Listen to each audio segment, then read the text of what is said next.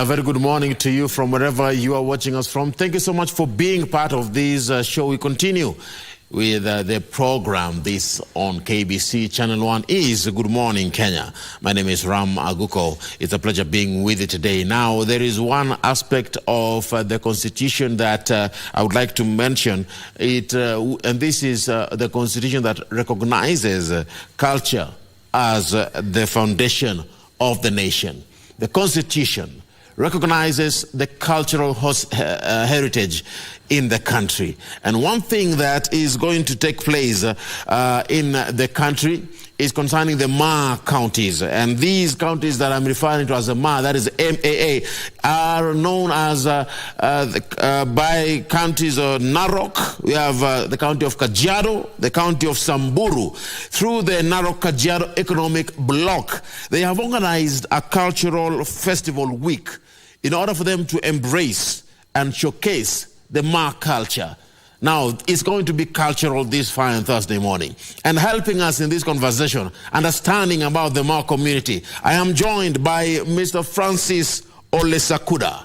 He is the county secretary chair, county secretary of Kajiado and the chair of the Narok Kajiado Economic Bloc Council. Thank you so much for coming. Thank you. It's a pleasure having you. It's a pleasure. First things first, I love how you're dressed. Thank you so much. This is part of the showcasing now. It's just a warm-up. Next week will be the real thing. Next week will be the real thing. Yes. This is from which culture? Let's first of all get to understand the culture here. This the is cultural background. This is Maasai culture from Kajiado. In particular, a section called Ilkeeko. We have sections. Though all of us are Maasai, Maa, we speak a language called Maa, but we have some dialects that identify ourselves. And I come from the section called Kekonyoke, and this is how they dress. Okay. So I'm trying to get it. So the Maasai and the Kalenjin and the those who are in the narrow counties, do they have the same attire? Are they all the same? Kalenjin are different ethnic community, but we have Maa, we have Pruko in Narok. For example, we have Pruko, we have the Syria, Wasingishu, yes. Moitanik, and you can, as a Maa, I can know that this is a Moitanik for the dressing because it is different from the Pruko. So it's the Pruko can know that that's a Kekonyoke on the way that I'm dressing. What is the difference? But for the person like you, you cannot know. There is something, even the beadwork, the artwork. Although this is an art, and you know that Maasai art is an art that moves. It's very rich. It is rich. And you know, it is made by our beautiful women, and they make it according to the environment. As we move migrate with our livestock, they see something interesting like a zebra, and they make an ornament or a beadwork, artwork stripped like the zebra. Or maybe looking at the sky, vistas, they can make something clothing by looking at the sky. So that's the beauty of our culture and Maasai art. But for someone like me, it will be difficult for me to know. Well, it is difficult for you to know. And that is why I love our constitution for allowing saying that culture is the foundation of our country. And this is a heritage that we are losing. Many Kenyan communities, ethnic groups have lost most of their culture because of embracing the Western culture, which is also beautiful, but ours is more beautiful but because we own it. Yes, that beadwork on your leg, on your ankle, do they all have different meanings? I'm looking at that one on the ankle part. Does it have a different meaning? Yes, this one, it's an anklet. It's mostly... Show the right, on the right leg. That one. On the right leg. Yes. Yes, it's different. You may find that from the Kisongo, those are the ones who live in southern Kenya and even in Tanzania. Theirs is white. But yours is... For the Kekonyoke, it's blue and small stripped white and black and red. Okay. Yes, so that's how you can differentiate. Yes. Let's go. So this is what we will be showcasing on from Monday next week. On Monday, there will be a lot of dancing, a lot of maybe jumping competition, and a lot of, Maasai's chant when they sing. Yes. So on Monday, we'll be showcasing Maasai cultural dancing from Samburu, from Arial. You know that there are Maa people called Arial who come from Marsabit. Oh. And we have the James who come from Baringo. Yes. And we have the Maa from Kajiado and the Maa from Narok. Now, before we get even to the cultural event, yes. Let's first of all get to understand the Maasai culture. Now, I'm looking at the beadwork that is on you. You said that when you move, you pick it through the environment. You can see a zebra, and then you pick some colors from the zebra, and then you get some beadworks done. Now, can you describe it from your neck coming down your body? Are they different from males and females? And is the beadwork the same? I'm looking at also the way you have, covered yourself. Does it have a particular design that you cover it? Can someone like me also have the same? If you are a male, yes. You dress differently. Yes, yes. It's like also maybe even the Western culture, the male and female dress differently. But, it's different. Yes, okay. But for Maasais, you don't have to have a skirt. The women have like the skirt, although in the past we used to have skin. But culture is dynamic, it changes, it's not static. That's why now we have this fabric, but in the past we used to have skin. And for the beads, we used to have also maybe seed beads and maybe shell, and use it as beadwork. And it is different. For the women, this can be multi-sex, I can say, this type. Oh. It can be multi. But men will not wear there are some round ones which women use, especially in dancing. Yes, the ones that they... Yes, and they flap like this when they are dancing. And men don't put on those. It's a taboo for a man to wear something like that. And those ones are only worn mostly when women are dancing. Because when you are working, you don't have to put on them. There is also a wedding art. Okay. And it has so long strings. The longer the strings are, it means that family where the bride comes is wealthy. Now, why do Maasais carry that fimbo? These fimbos, they have meaning. Yeah. I can hold this because I am a leader, the black one. This is a type of a tree, acacia tree, which can only produce black color, rungus. There are others. The others are whitish in color. Not everybody is allowed in the community. When you have this, it is blessed by the elders, and you are given as a leader. It's like a gavel. They prayed for it? Yes, they pray for it. And when you are like a traditional chief, you cannot... When you are holding it, you cannot even point maybe the congregation when you are addressing them. There is a way you can hold it. There's a way it's held. It is held. And you can hold it like this, but when there is a serious case, like maybe you are resolving a conflict, there is a way you can hold it. So that's the meaning of this. When it is black, it means you are a leader or maybe an elder, and it must be blessed for you to hold it. So not everyone, and you don't abuse it, use it, carry it every now and then. Okay, tell me, can someone like me hold that rungu? You can hold, but now that everything has been commercialized, you can go to the market and buy it. But you can carry it without knowing its meaning. But for the Maa, you just keep it at home. When you are going for a very serious meeting, you carry it because it has a meaning, and people will know that leader, when he's holding that one, there is a statement that maybe might come out of it. Okay. Maybe I can quote the Senator Ledama. He carries it because the elders blessed it and gave it to him, and he must take it whenever he's going to make statements. Maybe even I don't know whether he takes it to parliament, but at least as a leader, when you are going to make a statement somewhere, you have to carry that rungu. I've seen Senator Ledama Olekina with it on several occasions. Now you mentioned there is a way it should not be held. Are you saying you should not use it to point at somebody? No, you can. Maybe that we have traditional leaders appointed, like they are called chiefs. Maasai also have their own government, system of government.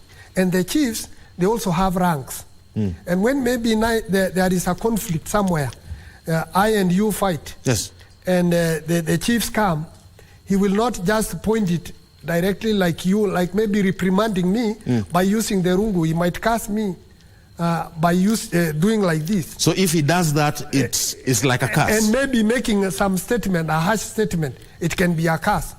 So while addressing, he can maybe use it politely, like the way I'm using it, so that you don't abuse. It's like power. If you abuse power, like now you are told you are abusing your power, the Constitution you can be taken to court for abuse of office or abuse of power. Even our traditional chiefs, they will not misuse their power, because this is a sign of power. When you have the rungu, especially the one which has been blessed by elders and given to you in a certain ceremony. I'm trying to understand still your culture, yes, and it's quite interesting, and I love how diverse it is. Yes. Are there specific type of shoes that the Maasai associate themselves with, or the Maa community associate themselves with? We have, in the past, we have the skin shoes, sandals, that especially you are given when you are a child, or maybe when a boy is being circumcised, then we have an initiation ceremony, then you are given the sandals, so that you can now go to the world. But now you see, you growing up, you will yes, but your shoe size will change. Yes, as I told you earlier, that we are now also transforming. This is we use the tire. We didn't have the tire. It's more durable than the skin one, because the skin one, when you travel maybe on grass, it is a bit slippery, because when friction, it becomes a bit slippery. So this one is more comfortable. Our environment also have thorns, so this one can prevent thorns from puncturing your legs. So or your feet. It's not just a normal sole. No, it's not a normal sole. This is made from a vehicle tire. And they are very nice, very comfortable. When you are walking in rough terrain, you will not be hurt by stones, or maybe the soil, when it is maybe a bit rough, it will not destroy your feet. And by the way, somebody stole our intellectual property right. Who? Internationally, I can't remember, but they took this maybe design and made a shoe of this type. I've been seeing it. So that's why also part of our cultural exhibition, so that we can also protect our intellectual property rights. As a community, we have a lot of folk knowledge, like even in medicinal, herbal medicine.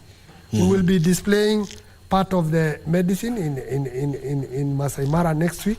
And personally, I know over 100 trees or plants that can be used either edible or maybe for treatment of as medicinal ailments. Yes. All right. Now let's talk about the cultural festival. Yes. This is the big day, or the big week, cultural week. Yeah. For how long is it going to be? It will be from the 21st to the 24th of August. Yes. From next week. And on the first day, which will be on 21st, yes, as I told you earlier, we will be displaying our cultural dances, singing.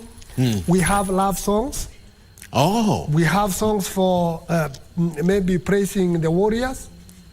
We have songs for our livestock, because you have war songs? That's our heritage. We have war songs, but I don't think we will sing them that day, because maybe we can just probably have a mock war song. But those ones are not sung just like that, because it's like you are predicting a war somewhere, or you are saying, let us go to fight. You don't just sing songs for the sake of it. For the sake of it. And we have also riddles and rap, a kind of Maasai rap called Aguko. It's a rap. Probably the rappers might have copied also from the Maasai. Maasais can also rap. Mr. Country Secretary, can you rap? I don't want to rap on live TV, so that. But it's going to be an interesting. It will be show. A very interesting show, and you know that dancing, Maasai dancing, yes. apart from chanting, using our necks, we also jump. We'll have young men jumping, competing, who will jump nicely and even shaking his body in the air. And the young ladies, beautiful ladies, are there to see who can jump. Why do Maasais like jumping as part of their dance? Is there any meaning to it? It's just like, even now in the current modern dancing, why do people dance when they are dancing reggae, like this, jumping like this? Or even the break dance, was it break dance? Yeah, break dance. You shake your body. So that's why also the Maasai jump to make the dancing or the singing more interesting and more lively. Okay. Yes. Okay. Now, tell me, why did we come up with this cultural festival? Why is it coming at a time like this? One is because in the past, people used to maybe demean the culture of the Maasai. Like there was a lot of stereotype. Like even when I was growing up, you will find that even if you go to a vehicle, watu wanamok wanasema, oh, tuko na watu wa, tuseme polisi akija, uko na abiria wangapi? Maybe 14, niko na watu 15 na Maasai moja. That is stereotype. And also, people feel that some people feel maybe when you are dressing like this, yes, you are not well dressed. Kwa sababu labda upepo ikija, it can blow you away. Has it ever happened? They don't understand maybe the environment, because you cannot go and wear a suit while looking after cows. You cannot go and wear maybe a very warm jacket when you are looking after your livestock, or when you are fencing, or when you are maybe trying to prevent your livestock from predators like lions and cheetahs and leopards. But Mr. County Secretary, I'm looking at the culture of the Maasai. You know, when a Maasai enters the room, you know a Maasai is in the room.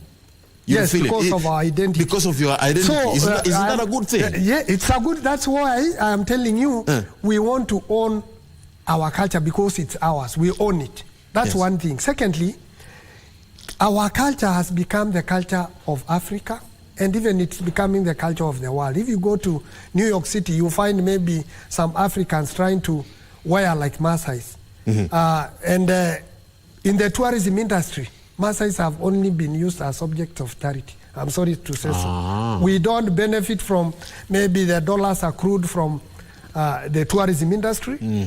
And our Maasai women who make very good ushanga, and thank for the Kenya Kwanza government because it's taking care of the ushanga thing. But by maybe having a cultural week where Kenyans can come and learn why the Maasai are able to keep their culture even in the 21st century until now. Secondly, our culture is rich. Yes. It is rich because we educate our kids through oral traditions. Yes. Like I told you about the plants. You cannot learn plants maybe when you are just being told there is an acacia tree which is used for treatment of stomach. You cannot learn maybe about even sign language. We have sign language, like counting. I can say this is 1, this is 2, this is 3, this is 4. Hold on. This is 5. That is sign language for the Maasai? For the Maasai. When you are teaching your kid, when it's still young, maybe you can ask your mom to give you maybe 2 cups of milk. You can tell 2 like this. So the sign of 1 is? 1. 2? 2. 2. 3. 4. 5. 6. 7. 8. 9, 10, 20, 30, 50, and 100. My goodness. So, this is a very rich culture. And maybe our Ministry of Education can maybe introduce a curriculum from the ECD kids for the young kids when your mind is still young. If you have a curriculum where kids are introduced to their cultures and language, they will grow up appreciating our heritage. Or our heritage. Yes. So I want you to talk to Kenyans this morning, invite them to this festival and tell them what we should be expecting as we bring this conversation to a close. Ongea wa Kenya, that is your camera there. Dear Kenyans, this is Francis Ole Sakuda, County Secretary, County Government of Kajiado. I take this opportunity on behalf of our three governors, Governor Ole Lengu, Governor Lelit of Samburu, and Governor Ndutu of Narok, to welcome you to our beautiful week, next week from 21st to 24th of August 2023, to come and see our culture, our beautiful culture, our Kenyan culture, because the Maasai culture is now portrayed as a Kenyan culture. You will see a lot of dancing. We will even have fashion show displaying our good dressing, our livestock, and our beadwork, and everything, including storytelling, sign language, and medicinal herbal medicines. Wonderful. His Excellency, the President of the Republic of Kenya, will also launch the Cultural Week on 22nd of this month. Wonderful. Karibuni sana. Wonderful. That is a Maa Cultural Festival, ladies and gentlemen. And that is a very good place to end this conversation. Have you learned something? I have learned something. And we encourage you guys, let's go and attend this particular festival. My name is Aguko. Good morning, Kenya continues.